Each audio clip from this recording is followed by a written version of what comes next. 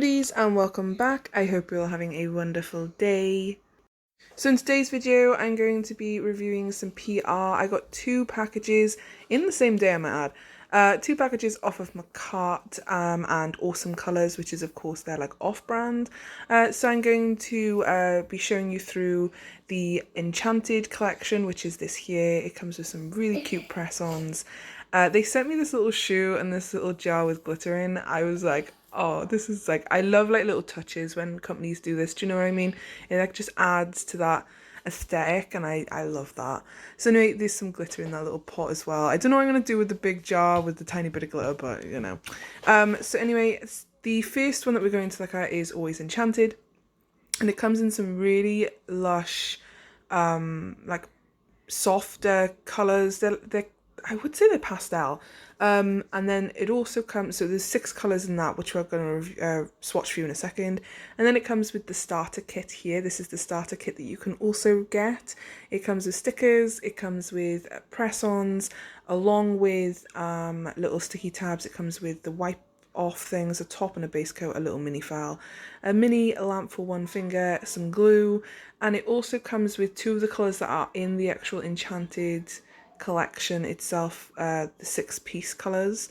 So yeah, you do get double the colours if you bought both of these, so just be aware of that. But it's only 2 colours, you know, and that orange is really nice. The orange one, I really love that. I'm gonna do a set with just that orange, I think, and just like post it on Instagram or TikTok, I don't know. So the face colour there was like a yellowy. I'm sorry that I'm swatching it on this like weird white, off-white natural coloured swatch. I didn't have any of my see-through ones, which would have been better, but it is what it is, and I can't, there's nothing I could do.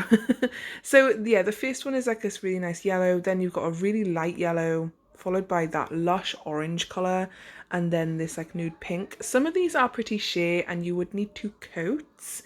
But the last 2, this green and like aqua green, I don't know what you call the next one again. Oh, these colours are so beautiful. I absolutely love them, and they're brighter in person than they are here, if that makes sense. It's like a blue, yeah, but it looks greeny blue in person, if that makes sense. So these all do have names, which if I can remember them. You've got Fantasy, Goldie, Heroine, and I'm saying that properly as in a heroine saving a princess. I can't remember a princess is one. Then you've got Blossom, and then you have Jasmine. So the next little PR package that I received off MAKARTT was a pink mini polygel kit, and do you know what? I still love these color schemed kits. They are, whenever you ask any MAKARTT customer, what do you think of when you think of MAKARTT? I'm sure everyone always comes to at least one of these themed kits in their head. Pink, purple, blue or green. Do you know what I mean? So yeah, they sent me this to review for them and to do a video on, so I was more than happy to do so. It comes with a slip solution, it comes with your top and base coat, your 100 to 180 grit file, along with your spear javelin tool, 4 tubes of polygel that are 15 mils each. They are all sealed, by the way, but 3 of them are different shades of pink, and then 1 is a clear, and then underneath you do get jewel forms as well. So these ones, so you get like a light jelly colour pink, then you get a full cover pink colour, which is this one, and then you get a neon jelly colour. So there's a nice different like colour swatches there. They're not all just like very different from each other. They're all, do you know what I mean? So yeah. So I am going to be doing the Femi Beauty Method today because that's what I fancy doing, because I know I've done it recently, but I haven't done it in a while as well. Do you know, I've stopped doing it a little bit because I don't want to use the same method over and over again. So I've sized out my tips. You would prep your nail, of course. I'll leave a video in the cards for that. And then what I've done was I put some base coat into the nail here, and I'm just sticking in some different light coloured, like pastel pink, butterflies, and some white ones that like shift between white and pink. Then what I will do is I go in with some clear polygel. Sorry, my voice is going. I go in with some clear polygel, and then I create a French tip line. I do this on every single nail bar the ring finger, because I do a full nail with that ring finger, and you'll see what I do in a second. So yeah, just make sure you put the base coat into the well. You can do all of the nails at the same time. This is what I'm doing right now. Then just press the butterflies into the wet base coat before you cure. Then of course, cure all of that in and then go in with your polygel. I also added some more butterflies into the clear polygel layer because I wanted it to look like you know, like a dimensional nail, like 3D. I wanted some to look like they were in the background, whereas others were in the front, if that makes sense. I hope that makes sense. Uh, the ring finger and the pointer finger, I did end up dragging through some of that neon jelly pink through the nail, through the cleared polygel before sticking it on my fingers and then curing. So yeah, that I really like that effect. But yeah, as for the design itself, I am doing a French tip.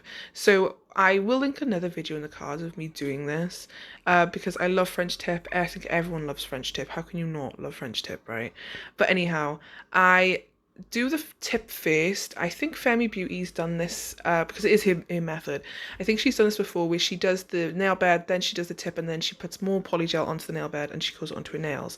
And that's an excellent idea. But I done it so that you basically you work backwards. You do the tip first and you like create that smile line on the tip.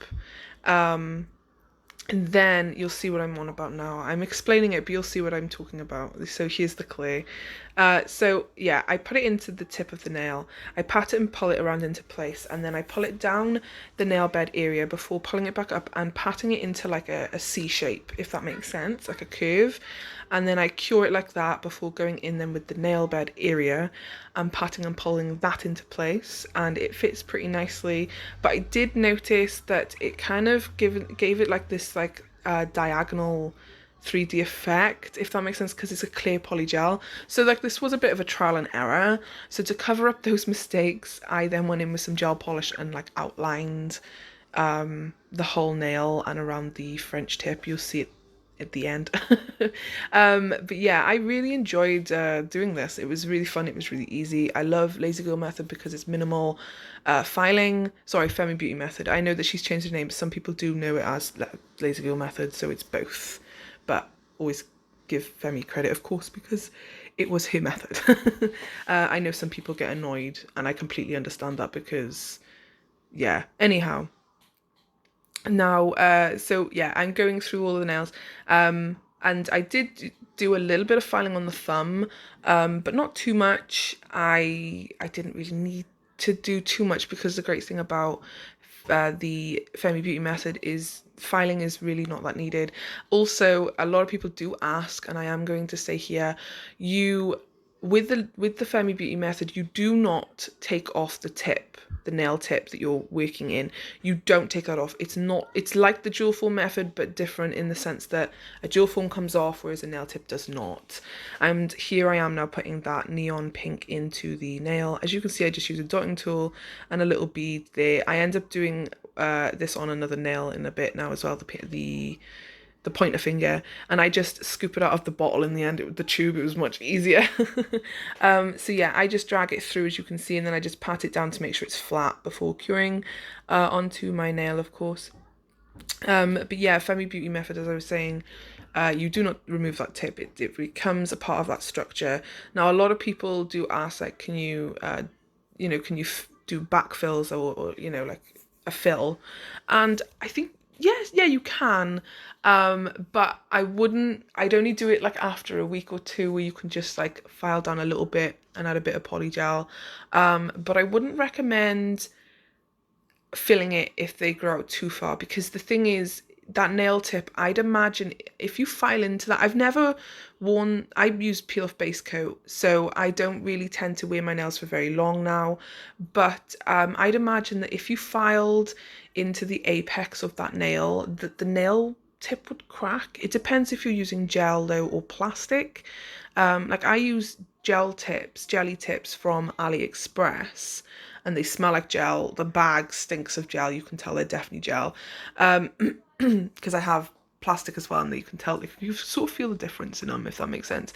Jelly tips seem to feel a bit stronger than plastic. Plastic seems a bit more flimsy.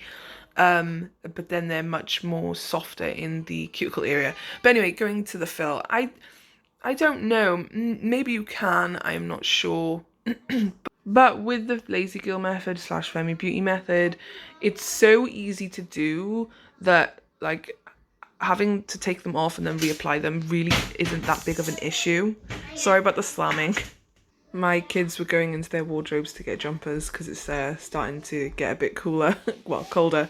But anyway, yeah, as I was saying, the Femi Beauty method is so simple that personally, I think it would be probably quicker to just take your nails off and reapply them. Do you know what I mean? And you can do different designs. The Laser Girl method is more for that quick nail that you can just pop on and go out, but they do last up to like 2 to 3 weeks, like any polygel or acrylic nail, if obviously done with the right prep and stuff like that. Even when I use peel off base coat, sometimes these nails will stay on for like a day or two, and I have no lifting around the edges until I like start to poke at them. Do you know what I mean? Like I actually start to put some force onto them.